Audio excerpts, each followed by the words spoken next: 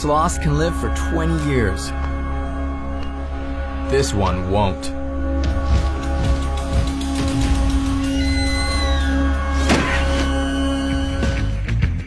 With her agile 2-meter wingspan, the mother harpy eagle carries her catch with surprising ease.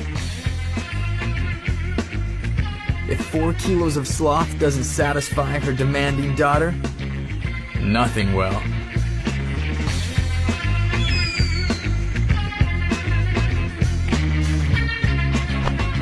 Fresh meat is finally on its way.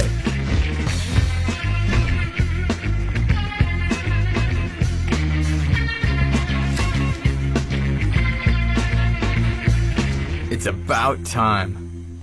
At first, the overgrown chick seems defensive. Mom wins her over. She tidies up the nest.